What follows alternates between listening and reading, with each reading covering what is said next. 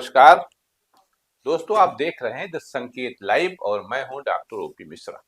आज हम बात करने जा रहे हैं संसद के भीतर चल रहे उस अभूतपूर्व टकराव की, जिसने लोकतंत्र, संसदीय मर्यादा और सत्ता की जवाबदेही तीनों पर बड़े सवाल खड़े कर दिए।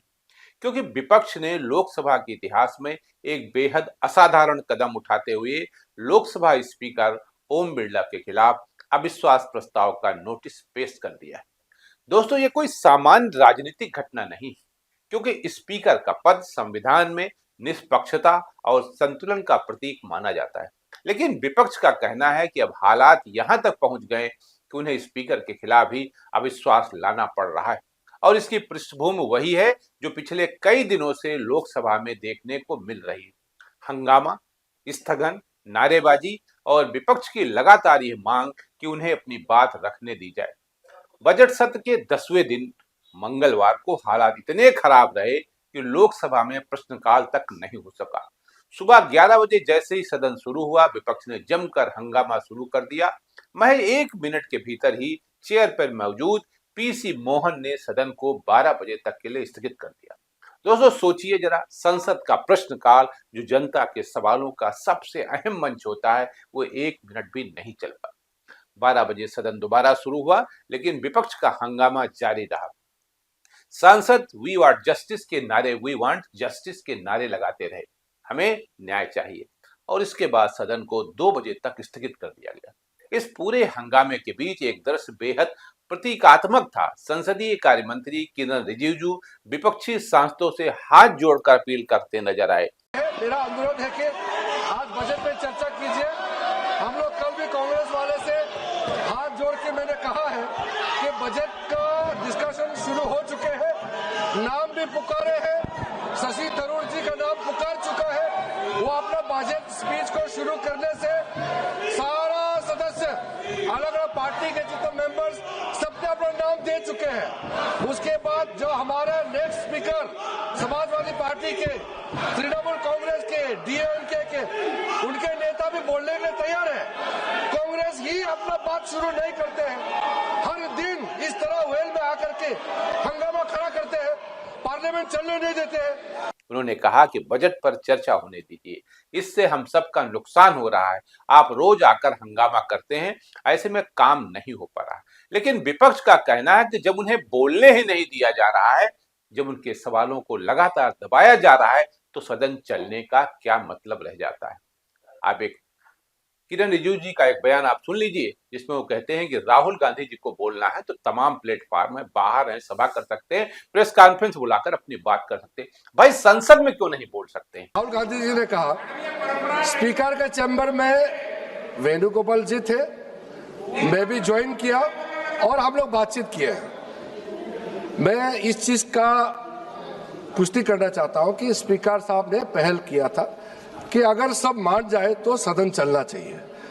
और वेणुगोपाल जी की ओर से भी कहा गया है कि हम अपने लीडर ऑफ अपोजिशन से कुछ बुलवाना चाहते हैं। लेकिन उससे पहले हमने ये बात तय किया कि अगर क्या विषय में आप बात करेंगे, अगर स्पीकर के ऊपर एलिगेशन लगाएंगे तो स्पीकर का भी जवाब होगा। ये सारा चीज तय करके ही हम आपको परमिशन देंगे। स्पीकर ने ये कहा, ये अभी राहुल गांधी जी ने कहा वो 100% सही नहीं है। स्पीकर ने कमिटमेंट नहीं किया है। स्पीकर ने ये कहा कि अगर बातचीत बनता है तो आपको बोलने के लिए देंगे और बाकी दल के नेता को भी देंगे। ये नहीं कहा कि सिर्फ कांग्रेस को ही देंगे, ये भी कहा गया। अरे, एक सांसद है, और खाली सांसद ही नहीं, नेता प्रतिपक्ष हैं, तो वो अपनी बात नहीं रख सकते, तो फिर कौन रखेगा वहां? जिस तरह का व्यतिक्रम और जिस तरह का खेल वहां चल रहा है, वो कतई शुभ नहीं है लोकतंत्र के लिए। सरकार जो चाहे वो बोले, लेकिन विपक्ष नहीं बोल सकता है। ऐसा कैसे चलेगा? तो हालत ये हुई कि दोपहर 2 बजे सदन की कार्रवाई फिर शुरू हुई, लेकिन इस बार स्पीकर की कुर्सी पर ओम बिरला की जगह केपी तेनेट्टी बैठे थे। उन्होंने विपक्ष से कहा कि वे आम बजट पर चर्चा शुरू करें, और इसके लिए शशि थरूर को आमंत्रित किया गया। लेकिन विपक्ष का कहना है कि ये सब औपचारिकताएं हैं, असली मुद्दों पर चर्चा से सरकार और स्पीकर दोनों बच रहे हैं। मतलब आज मंगलवार को स्पीकर महोदय नहीं आए। दोस्तों, इस पूरे हंगामे के केंद्र में एक और बड़ा विवाद है जिसे आप बुक कंट्रोवर्सी के नाम से जान रहे हैं। लोकसभा के बाहर कांग्रेस सांसद राहुल गांधी ने पूर्व सेना प्रमुख जनरल नरवणे की किताब को लेकर बड़ा बयान दिया। राहुल गांधी ने कहा कि या तो पूर्व आर्मी चीफ जनरल नरवणे झूठ बोल रहे हैं या फिर पेंगुइन यानी कि प्रकाशक। Here is a tweet from Mr. Narawane. ये देख लीजिए please. Can you read, sir, please? Manoj Narawane ji. It's a tweet that says, "Hello friends, my book is available now. Just follow the link. Happy reading. Jai Hind." This is a tweet that Mr. Narawane has made. You can look into the tweet. So the point I'm making is, either Mr. Narawane is lying, and I believe the army chief. Okay, I don't think he will lie, or Penguin is lying. Somebody needs to. Both cannot be telling the truth. Okay. Do you think this is a conspiracy from the No. Please listen to what I said. Penguin is saying something. They're saying the book is not being published. Right? The book is available on Amazon. General Narawane has tweeted, as I just read to you, that please buy my book. And I think he tweeted that in 2013, if I'm not mistaken. Sorry, 2023. So Narawane ji, who's the army chief, who I believe, over Penguin. Do you believe Penguin over Narawane ji? Right? So I believe Mr. Narawane. He's the army chief. He has made certain statements in the book that is inconvenient for the government of India. It's inconvenient for the Prime Minister of India. And obviously, you have to decide whether Penguin is telling the truth or Army Chief is telling the truth. That's the simple issue. उन्होंने साफ कहा कि मुझे विश्वास है कि नरवणे झूठ नहीं बोलेंगे। इस बयान ने राजनीतिक आग में घी डालने का काम किया, क्योंकि इसके तुरंत बाद पब्लिशिंग कंपनी यानी पेंगुइन रैंडम हाउस इंडिया को सफाई देनी पड़ी। कंपनी ने स्पष्ट किया कि जनरल नरवणे की किताब अभी तक पब्लिश नहीं हुई है। पब्लिशिंग के सभी अधिकार उनके पास हैं और न तो किताब की कोई छपी हुई कॉपी सामने आई है, न ही कोई डिजिटल कॉपी कंपनी ने। यह भी कहा कि उनकी तरफ से किताब का कोई भी हिस्सा सार्वजनिक नहीं किया गया।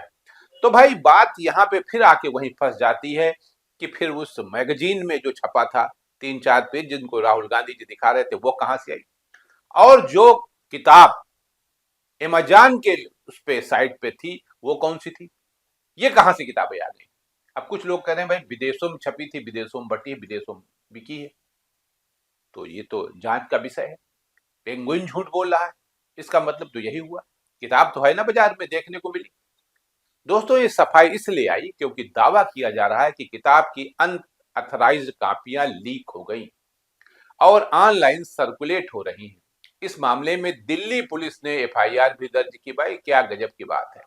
अब सवाल यह है कि जब किताब आधिकारिक तौर पर प्रकाशित ही नहीं हुई तो संसद में वो सामग्री कैसे पहुंची, और अगर पहुंची तो किसने पहुंचाई और क्यों। विपक्ष का आरोप है कि सरकार असहज सच्चाइयों को छिपाना चाहती है और इसी वजह से राहुल गांधी को सदन में बोलने नहीं दिया जा रहा। दरअसल राहुल गांधी पूर्व आर्मी चीफ की किताब को लेकर लोकसभा पहुंचे थे और पूरा विपक्ष इस बात पर अड़ा है कि उन्हें सदन में अपनी बात रखने दी जाए, लेकिन स्पीकर द्वारा बार बार उन्हें बोलने से रोके जाने को विपक्ष लोकतंत्र की हत्या बता रहा है। अरे भाई, अगर राहुल गांधी अपनी बात रख ही लेंगे तो कौन सा बिगड़ जाएगा, कौन सा देश के ऊपर बम गिर जाएंगे, कहां सबसे कौन सा नुकसान हो जाएगा। अपनी बात रखेंगे ना, और सरकार उसका जवाब दे कि किताब में जो कुछ छपा है वो सब गलत छपा है। यही तो हो सकता है ना, तो बोलने से क्यों रोका जा रहा है। तो यही से स्पीकर के खिलाफ अविश्वास प्रस्ताव की नौबत आ गई। दोस्तों, ये समझना जरूरी है कि स्पीकर के खिलाफ अविश्वास प्रस्ताव कोई हल्की बात नहीं होती। इसका मतलब यह है कि विपक्ष को अब स्पीकर की निष्पक्षता पर भरोसा नहीं रहा। आप सब जानते हैं कि स्पीकर का चुनाव सत्ता पक्ष और विपक्ष दोनों मिलकर करते हैं, और दोनों माने विपक्ष का नेता और जो सत्ता पक्ष का नेता होता है यानी प्रधानमंत्री, वो दोनों उसको उसके आसन तक लेके जाते हैं। लेकिन अब जब विपक्ष का आरोप यह है कि हमको आपके ऊपर विश्वास नहीं, तो कैसे चलेगा सदन, कैसे लोकतंत्र जीवित रहेगा। विपक्ष का आरोप है कि स्पीकर सत्ता पक्ष के दबाव में काम कर रहे हैं और विपक्ष की आवाज को व्यवस्थित तरीके से दबाया जा रहा है। वहीं सरकार का कहना है कि विपक्ष जानबूझकर सदन चलने नहीं दे रहा है ताकि बजट और अन्य महत्वपूर्ण मुद्दों पर चर्चा न हो सके। अब सवाल यह है कि असल में लोकतंत्र को नुकसान कौन पहुंचा रहा है? क्या सवाल पूछने वाला विपक्ष या सवालों से बचने वाली सत्ता? दोस्तों, संसद केवल कानून बनाने की जगह नहीं, ये जनता की आवाज का मंच है। अगर वहां विपक्ष को बोलने से रोका जाएगा, अगर प्रश्नकाल ही नहीं चल पाएगा, अगर स्पीकर पर पक्षपात के आरोप लगेंगे, तो आम नागरिक का लोकतंत्र पर भरोसा कैसे बचेगा? आज हालत यह है कि संसद का कीमती समय हंगामे में जा रहा है, बजट पर चर्चा प्रभावित हो रही और देश के असली मुद्दे हाशिए पर चले गए। क्योंकि अगर लोकसभा में कुछ होता भी है तो सिर्फ महात्मा गांधी, जवाहरलाल नेहरू, इंदिरा गांधी, गांधी परिवार चोर रहा। इसके अलावा जो आम आदमी के मुद्दे हैं वो सब गायब है। ये बातें जो मैंने कही ये राज्यसभा में प्रधानमंत्री नरेंद्र मोदी जी ने कही थी, क्योंकि लोकसभा में तो आए नहीं, उनको डर था वहां, और इसका आग्रह लोकसभा अध्यक्ष ने किया था, प्लीज यहां मत आइए। इतिहास रहा है कि राजनीतिक मतभेदों को कभी भी सदन के कार्यालय तक नहीं लाया गया। प्रतिपक्ष के सदस्यों ने जो व्यवहार अध्यक्ष के कार्यालय में किया वो हमारी संसदीय परंपराओं के लिए न उचित था, और तो मैं कहूंगा कि वो एक ब्लैक स्पॉट की तरह था। हम सबको सदन सुचारू रूप से चलाने में सहयोग करना चाहिए। इसके बाद जब सदन के नेता को सम्मानीय महामहिम राष्ट्रपति के अभिभाषण पर जवाब देना था, तो मेरे पास पुख्ता ऐसी जानकारी आई कि कांग्रेस पार्टी के कई सदस्य माननीय प्रधानमंत्री जी के आसन पर पहुंचकर कोई भी अप्रत्याशित घटना कर सकते थे। ये दृश्य मैंने सदन में देखा भी सही। अगर ये घटना हो जाती तो ये अत्यंत अप्रिय दृश्य देश के लोकतांत्रिक परंपराओं को तार तार कर देता। कुछ महिला सांसद हैं जो कुछ अप्रिय घटना हो सकती तो वो यहाँ आए नहीं, राज्यसभा में उन्होंने कहा। तो महात्मा गांधी के अलावा कुछ बचा नहीं आपके पास। आम आदमी की जरूरतों से आपका कोई मतलब नहीं, आम आदमी की बेरोजगारी से आपका कोई लेना देना नहीं, आम आदमी के स्वास्थ्य की आपको कोई चिंता नहीं। देश कैसे चलेगा? कोरी गप्पाबाजी, हवाई बातों से देश नहीं चलेगा। गांधी ने ये किया, उन्होंने ये किया, अरे आपने क्या किया ये भी तो बताइए। आप अपनी बात तो बताओगे नहीं। वो एक किताब लेके आए, आप 6 किताब लेके आ जाओ, इसी में बहलाए रहो सबको, और लोग जिंदाबाद करते रहे, मुर्दाबाद करते रहे, इससे आपकी सेहत पे कोई असर नहीं। लेकिन इसके बावजूद सत्ता और विपक्ष आमने सामने खड़ा है। विपक्ष कह रहा है कि पहले हमें बोलने दीजिए, पहले जवाब दीजिए, फिर सदन चलेगा, और सरकार कह रही है कि पहले सदन चलने दीजिए, फिर सवाल पूछिए। ये टकराव अब सिर्फ प्रक्रिया का नहीं बल्कि सत्ता और जवाबदेही का बन चुका है। द संकेत लाइव आपसे यही सवाल पूछता है कि क्या संसद सिर्फ बहुमत का खेल बनकर रह जाएगी? देखिए, जो अविश्वास प्रस्ताव आया है तो विपक्ष भी भली भांति जान रहा है कि हमारा अविश्वास प्रस्ताव पास नहीं होगा, क्योंकि नंबर्स उनके पास जाता है, सत्ता पक्ष पास। लेकिन आपके करेक्टर रोल पर कहीं न कहीं ये एंट्री तो हो जाएगी ना, इतिहास में ये दर्ज तो हो जाएगा कि ओम बिरला नामक कोई ऐसा लोकसभा अध्यक्ष था जिस पर विपक्ष ने विश्वास नहीं किया था, क्योंकि वो सत्ता पक्ष का मोहरा बनकर रह गया था। फिर वो विपक्ष की आवाज को भी उतना ही जगह देगी जितना लोग सिर्फ बहुमत का खेल बनकर रह जाएगी, या फिर वो विपक्ष की आवाज को भी उतनी ही जगह देगी जितनी लोकतंत्र में जरूरी है। क्या स्पीकर का पद सच में निष्पक्ष रहेगा या फिर उस पर भी सत्ता की छाया गहराती जाएगी?